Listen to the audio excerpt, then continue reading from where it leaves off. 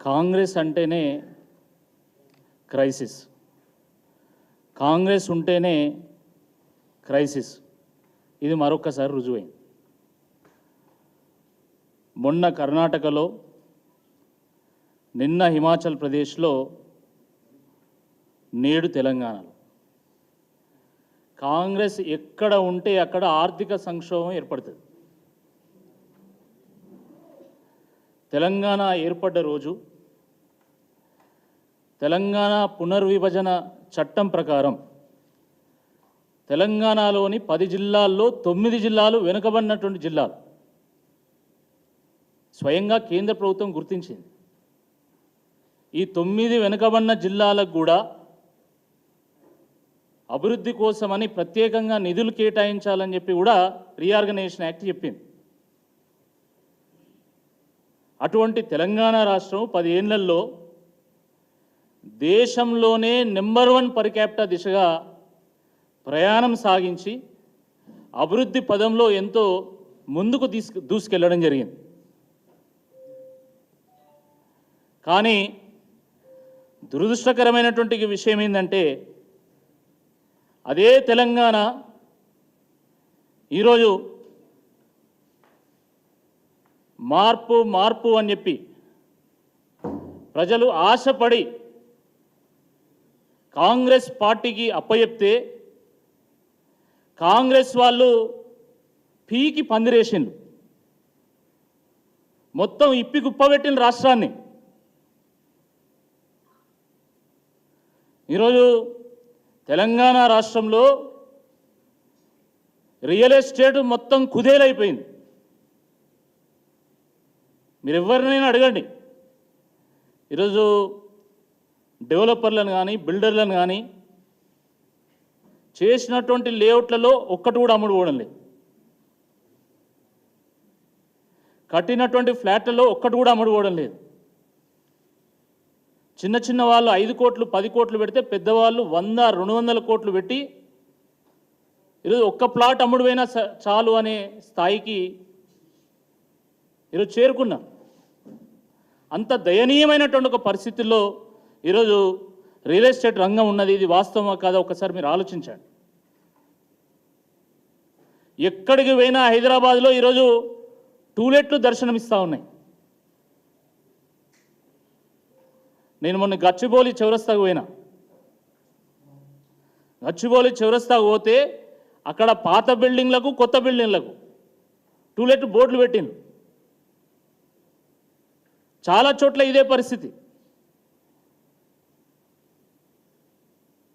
కాజాగూడలో Sai Aishwarya residency ఒక residency ఉంది. అక్కడ ఒక అపార్ట్మెంట్ ఉంటే 8 ఫ్లాట్లుంటే 3 టూలెట్ బోర్డులు పెట్టింది. సాధారణంగా హైదరాబాద్లో ఇల్లు కావాలంటే నెల రోజులు తిరగాలి. కానీ ఈరోజు ఎక్కడికి పోయినా కూడా టూలెట్ బోర్డులు దర్శనమిస్తూ ఉన్నాయి. ఇది వాస్తవమా కాదా ఒక్కసారి ఆలోచించండి. రియల్ ఎస్టేట్ అంటే ఇదేదో కేవలం వ్యాపారానికి సంబంధించినటువంటి అంశం కాదు. ఇది ఎన్నో వ్యాపారాలు రియల్ ఎస్టేట్తోని కన్స్ట్రక్షన్తో ముడిపడినటువంటి కొన్ని లక్షల మంది ఉపాధి పొందుతున్నటువంటి ఒక సెక్టర్ ఇది.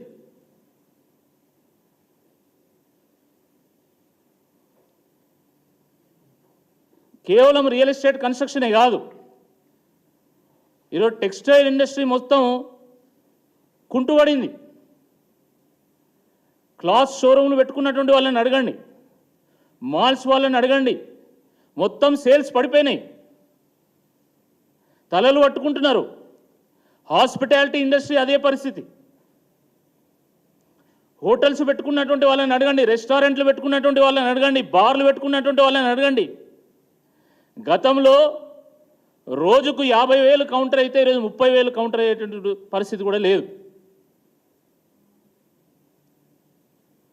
టూరిజం ఇండస్ట్రీ కుదేలవుతూ ఉన్నది. మార్కెట్లో ఈరోజు మనీ సర్క్యులేషన్ లేదు, రొటేషన్ లేదు, ఎక్కడ ఇన్వెస్ట్మెంట్స్ అక్కడ ఆగిపోయినాయి. ఇది వాస్తవమా కాదు ఒక్కసారి మీరు ఆలోచించండి. దాని ఫలితంగా ప్రభుత్వము ఈరోజు గ్రామ పంచాయతీ సిబ్బందికి 9 నెలల నుండి ఇప్పటివరకు జీతం ఇవ్వాలి. 9 నెలలు అయింది. పారిశుద్ధ్యం పడకేసింది కంప్లీట్గా. గ్రామాలు మురికి కూపాలుగా తయారవుతూ ఉన్నాయి. కేవలం వాళ్ళకి జీతాలు చెల్లించకపోవడం కాదు, గ్రామ పంచాయతీ నిర్వహిస్తున్నటువంటి ట్రాక్టర్లకు కనీసం డీజిల్ డబ్బులు ఇచ్చేటువంటి పరిస్థితి కూడా లేదు. డీజిల్కి డబ్బులు లేవు. ఎక్కడన్నా చిన్నగా పైపు లీకేజ్ అయితే దాన్ని సరి చేయడానికి కూడా డబ్బులు లేవు. బ్లీచింగ్ పౌడర్కు డబ్బులు లేవు. విద్యుత్ దీపాలు కొత్తవి పెడదామంటే పెట్టలేనటువంటి పరిస్థితి గ్రామాలలో. 2500 కోట్ల రూపాయలు ఈరోజు గ్రామ పంచాయతీలకు ప్రభుత్వం ఇవ్వాలి, కానీ ఇప్పటివరకు రూపాయి ఇవ్వలే. 1500 కోట్ల రూపాయలు ఉపాధి హామీ నుండి బకాయి పడ్డది ప్రభుత్వం, ఇప్పటికి రూపాయి ఇవ్వలే. ఎస్సీ ఎస్టీ హాస్టల్స్లో ఈరోజు అవుట్ సోర్సింగ్ ఉద్యోగస్తులకు ఇప్పటివరకు జీతాలు చెల్లించడం లేదు. గవర్నమెంట్ జూనియర్ కళాశాలల్లో, డిగ్రీ కళాశాలల్లో అవుట్ సోర్సింగ్ ఎంప్లాయీస్కి ఇప్పటివరకు రూపాయి చెల్లించలే. ఎస్సీ ఎస్టీ హాస్టల్స్లో outsourcing employees, social welfare పాఠశాలల్లో ఉన్నటువంటి అధ్యాపకులకు కూడా ఈ నెల జీతం నెక్స్ట్ నెల ఇస్తున్నారు. 5 డిఏలు పెండింగ్ ఉన్నాయి. పిఆర్సీ జాడలేదు, ఇప్పటి వరకు ఊసు లేదు. ఇక రుణమాఫీ బండారం ఏదో నిన్ననే బయటపడ్డది. ప్రధానమంత్రి గారు కాంగ్రెస్ ఉంటే క్రైసిస్ ఉంటుంది, కాంగ్రెస్ ప్రామిస్ చేసినటువంటి రుణమాఫీ ఇప్పటివరకు తెలంగాణలో చేయలేదంటే నిన్న రేవంత్ రెడ్డి గారు హడావిడిగా ప్రధానమంత్రి గారు లేఖ రాసింది. మొన్నటిదానికి ఏమన్నాడు, మొత్తం రుణమాఫీ చేసిన తెలంగాణలో అని మీసాలు తిప్పిండు. ఇప్పుడు ఏమైంది? నీ బండారం బయటపడ్డదా లేదా? గత కొద్ది నెలలుగా హరీష్ రావు గారు, కేటీఆర్ గారు మీరు అబద్ధాలు ఆడుతున్నారు, రైతులకు రుణమాఫీ సరిగ్గా జరగలేదు, కేవలం ప్రతి గ్రామంలో 30% 40% మందికే అయింది, మిగతా వాళ్ళకి కాలేదంటే లేదు, ఖచ్చితంగా ప్రతి ఒక్కరికి చేసినా అని చెప్పినావు. మరి ఇప్పుడు ఏంది సంగతి? 18,000 కోట్ల రూపాయలు మాత్రమే రుణమాఫీ చేసినామని చెప్పి నిన్న నువ్వే ఒప్పుకున్నావు కదా. మరి క్షమాపణలు చెప్తావా? ముక్కు నేలకు రాస్తావా? ముఖ్యమంత్రి చెప్పేటువంటి అబద్ధాలు చెప్పలేక మైకులు ఊరేసుకునే పరిస్థితి వచ్చినాయి. ఇది వాస్తవము. అబద్ధాలు ఎంత ఆడంబరంగా, ఎంత అందంగా, ఎంత గంభీరంగా చెప్పాలో రేవంత్ రెడ్డి గారిని చూసి నేర్చుకోవాలి.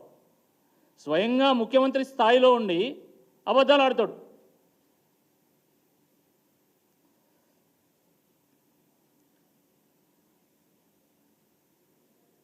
ఎంత ఘోరం అంటే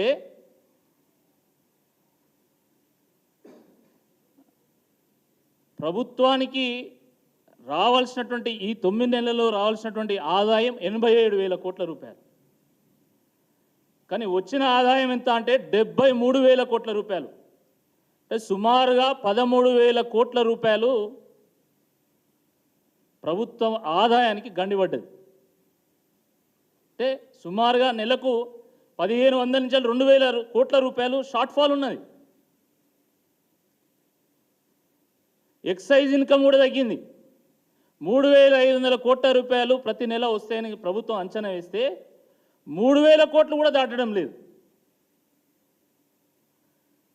అదేవిధంగా మరి కమర్షియల్ ట్యాక్స్ కూడా అదే పరిస్థితి. మీరు ఏ పన్ను తీసుకున్నా కమర్షియల్ ట్యాక్స్ కూడా చాలా దయనీయమైనటువంటి ఒక పరిస్థితిలో ఉన్నది. అంటే ఎక్కడ కూడా వస్తువుల యొక్క కొనుగోలు జరగడం లేదు, దానివల్ల ప్రభుత్వానికి ఆదాయం రావడం లేదు. ప్రభుత్వానికి ఆదాయం రాకపోవడం వల్ల ప్రభుత్వం ఈరోజు అభివృద్ధి కోసం నిధులు వెచ్చించలేనటువంటి ఒక పరిస్థితి. ప్రభుత్వం క్యాపిటల్ ఎక్స్పెండిచర్ అంటే కేవలం అభివృద్ధి కోసమే. రెవెన్యూ ఎక్స్పెండిచర్ అంటే జీతాలు, సబ్సిడీలు, ఉచితాలు ఇవన్నీ ఉంటాయి. కానీ క్యాపిటల్ ఎక్స్పెండిచర్ అంటే కేవలం అభివృద్ధి కోసం ఖర్చు పెట్టేటువంటి నిధులు 32,000 కోట్ల రూపాయలు ఖర్చు పెట్టాల్సి వస్తే ఇప్పటివరకు కేవలం 8,000 కోట్ల రూపాయలు మాత్రం ఖర్చు పెట్టింది. అంటే పరిస్థితి ఎడిపోతున్నది. ఆ రోజు బీఆర్ఎస్ ప్రభుత్వము కరోనా సందర్భంగా కూడా, కరోనా సమయంలో కూడా రైతు బంధువు ఒక్క రూపాయి కూడా తక్కువ కాకుండా ప్రతి రైతుకు ప్రతి ఎకరానికి ప్రతి ఫసలుకు 5,000 రూపాయలు చెల్లించింది వాస్తవమా కాదా మీరు చెప్పండి. కానీ ఈరోజు ఏ సంక్షోభం లేదు, ఏ రెసిషన్ లేదు, ఏ సమస్య లేదు, అయినా కూడా అసలు రైతు భరోసా ఊసులేదు. రైతు బంధు ఎంత అందంగా ఉండే, లేదు దాన్ని మారుస్తామని చెప్పి భరోసా చేసిండు. అసలు ఎవరికన్నా భరోసా ఉందా?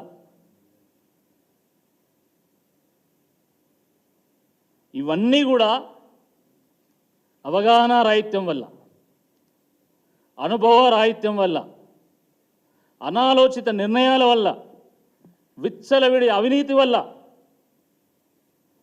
స్థిరమైనటువంటి విధానాలు లేకపోవడం వల్ల జరుగుతూ ఉన్నది. ఆర్థిక సంక్షోభం దిశగా తెలంగాణ రాష్ట్రము అడుగులు వేస్తూ ఉన్నది. ఇంకొన్ని రోజులు పోతే ఫైనాన్షియల్ ఎమర్జెన్సీ డిక్లేర్ చేసేటువంటి పరిస్థితి వస్తుంది తెలంగాణ రాష్ట్రంలో, గుర్తుపెట్టుకోండి. కొత్తగా ప్రభుత్వంలోకి వచ్చిండు ఈయన. కొత్తగా వచ్చినప్పుడు ఎవరైనా కూడా ప్రాధాన్యాలను ఎంచుకుంటారు. ఇప్పటికే గ్లోబల్గా రెసిషన్ ఉంది. బహుళజాతి కంపెనీల్లో ఈరోజు ఉద్యోగాలు పోతున్నాయి అబ్రాడ్లో. అది మన దేశాన్ని కూడా ఇంపాక్ట్ చేసేటువంటి ఒక పరిస్థితి ఉన్నప్పుడు ఎంత జాగ్రత్తగా అడుగులు వేయాలి కొత్తగా ఒక ప్రభుత్వం ఏర్పడ్డప్పుడు. కానీ ఈయన వచ్చుడే కూల్చుడు మొదలుపెట్టిండు. ఎవరైనా వచ్చిన వాళ్ళు కన్స్ట్రక్టివ్గా ముందుకెళ్తారు, కానీ ఈయన డిస్ట్రక్టివ్గా వెనక్కెళ్తున్నాడు. ఎవరైనా వీలైతే నిర్మాణం చేస్తారు, కానీ ఈయన కూలుస్తున్నాడు. ఎవరైనా వికాసం వైపు అడుగులు వేస్తారు, కానీ ఈయన విధ్వంసం వైపు అడుగులు వేస్తూ ఉన్నాడు. హైడ్రా ఎజెండా ఏందండి? హైడ్రా ఇంటెన్షన్ ఏంది? హైడ్రా పేరు మీద హైడ్రామా తప్ప దాంట్లో ఏమన్నా హై లెవెల్ థింకింగ్ ఉన్నదా? హై లెవెల్ ఎజెండా ఏమైనా ఉన్నదా?